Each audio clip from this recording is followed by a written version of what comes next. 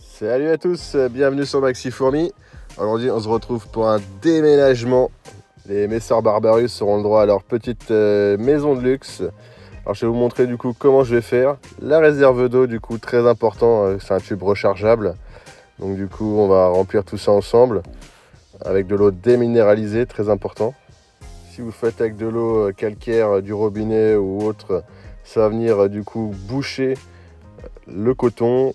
Et du coup l'eau au bout d'un moment ne passera plus. Il y a un petit peu d'activité à la maison, hein. Ne vous laissez pas distraire. Alors du coup là, voilà le bidon d'eau déminéralisée. Donc ça vaut quoi, 2-3 balles. Ce bidon là je dois le traîner depuis au moins 10 ans. Donc il y a le temps, vous inquiétez pas. Alors la seringue du coup important.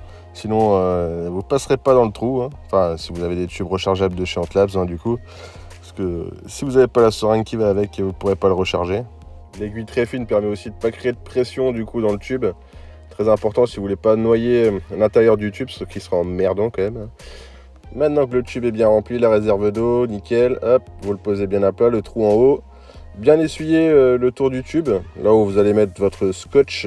Sinon s'il reste de l'eau, ça va mal accrocher, votre scotch il va se détacher. Il va y avoir de l'air à l'intérieur de votre réserve d'eau et tout va couler à l'intérieur, donc c'est pas cool. Voilà, bon maintenant du coup, qu'est-ce qu'il nous reste à faire? Bah oui, le scotch évidemment. Alors du coup, hop, un petit bout de scotch, tac.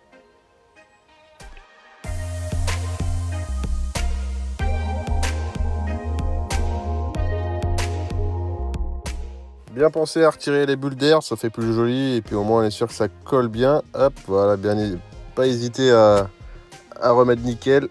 En plus on remplit pas la réserve d'eau tous les 4 matins, hein, donc autant faire les choses bien tout de suite. Et voilà, on a un tube qui est prêt pour le déménagement. Le scotch est bien mis, il risquera pas de couler au moins. Et voilà, on n'a plus qu'à aller mettre le raccordement pour le tube. Je vous montre ça tout de suite. Transition. Voilà, avec les messors, du coup, hop, on va virer le tube assez rapidement parce que je vois qu'il n'y a plus aucune fourmi dans l'air de chasse. On va boucher ça rapidement pour éviter qu'elle se barre. Hop, voilà. Ça, on est sûr que pendant qu'on met tout en place, il n'y aura pas de souci.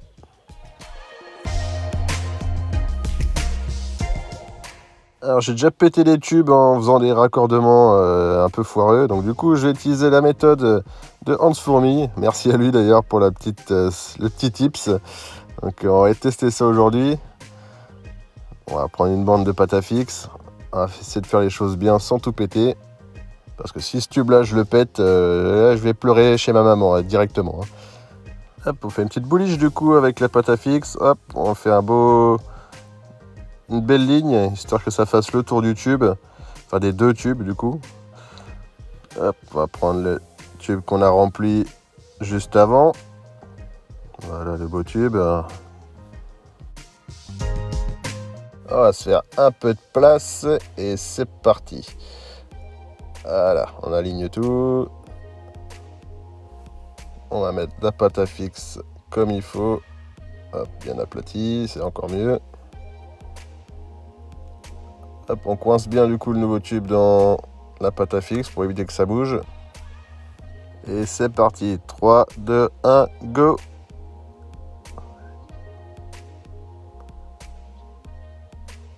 Voilà. Vraiment, il n'y a pas de fourmis qui s'en vont. C'est un bon point. Ça évite de trop stresser et de faire de la merde. J'avais mis l'aspirateur à la fourmi à côté au cas où qu'il y ait 3 petites baladeuses. Mais là, tout va bien.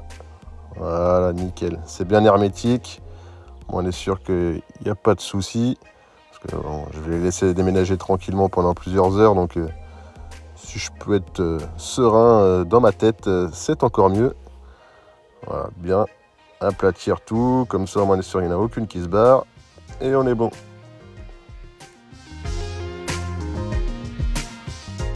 Donc, les Messeurs Barbarus, ça n'aime pas la lumière. Donc, ce qu'on va faire, c'est changer le cache de tube. Comme ça, elles vont vouloir aller dans l'hôte. Voilà, ici, elles se sont bien développées. Il y a un peu de matos, hein. Il y a les graines, il y a tout ça. Elles vont avoir du boulot. Le déménagement, il leur faut pas un camion, mais juste un peu de temps, ça ira. Voilà, ah, bien caché l'autre côté. Et voilà, je pense qu'on est plutôt pas mal pour le déménagement. Parce que de toute façon, j'ai Pour les Liniperda par exemple, j'ai plutôt joué la chaleur. Mais là, du coup, les Messor Barbarus qu'on va voir un peu plus près vont commencer à bouger leurs petites fesses.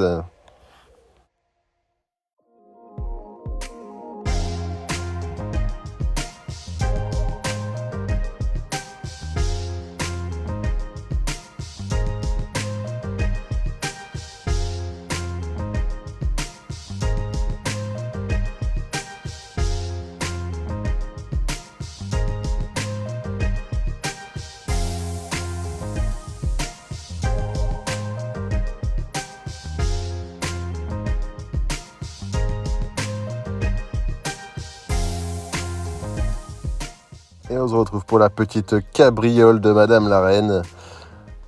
Et boum. Voilà, c'était une petite image sympa, je voulais vous la montrer.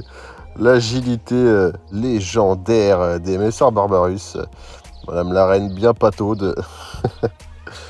Se retrouve du coup le lendemain avec tout ce beau petit monde qui a déménagé.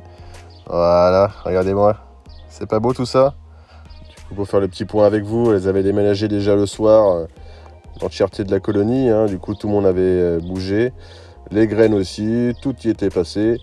Il restait juste 2-3 fourmis qui se baladaient encore dans l'ancien tube, donc du coup je les ai laissées peinards le temps qu'elles s'acclimatent tranquillement. Donc du coup voilà, on peut voir aussi qu'il y a eu de la naissance depuis la dernière vidéo où ils étaient 8, maintenant elles sont au compte de 10 avec des belles nymphes en prévision, donc du coup c'est top. Toujours les ouvrières un peu plus claires que les autres. On voit bien que c'est les plus jeunes. Elles n'ont pas encore pris totalement leur couleur, là, comme celle qu'on voit là, juste en dessous de la reine par exemple. Elles me gavent vraiment ces petites Messor Barbarus. Elles se développent vachement bien. Donc ça fait super plaisir à voir. Voilà. Elles s'acclimatent tranquillement. Elles ont encore un petit peu de fouillis dans leur tube. Et il y a encore une nymphe là, qui se trimballe là. Ouais. Je sais pas ce qu'elle fout là, mais bon. Voilà. On va les laisser ranger tranquillement, aménager tranquillement les lieux. Il y a un beau tas de couvains, donc ça fait plaisir. Regardez-moi cette belle tête rouge. Elle a une sacrée tronche quand même. Oh la vache. Alors là, les fraîchement nés qui sont juste devant. Là. On voit qu'elles n'ont pas la tête aussi noire que leurs compatriotes. Ouais, celle de derrière est beaucoup plus noire. On peut les voir juste à côté, donc vous voyez vraiment bien la différence là. On n'a pas trop envie de l'emmerder là, quand on la voit comme ça. Hein. Elle fait un petit peu peur d'ailleurs, Madame la Reine. Ouais. Elle est assez vorace. Elle n'a pas envie de lui piquer sa nymphe, là. Sinon, quick. Et en parlant de nymphes, on peut voir juste 2 nymphes côte à côte là, qui n'ont vraiment pas la même couleur. Il y en a une qui va bientôt naître. Voilà ce beau petit monde. Et voilà, ça va être la fin de cette vidéo sur le déménagement des Messor Barbarus. Merci de l'avoir suivi. Et n'hésitez pas à vous abonner si ce n'est pas déjà fait. Et je vous dis à la prochaine sur cette belle image de notre Madame la Reine, qui fait un petit peu flipper quand même. Et Kenavo!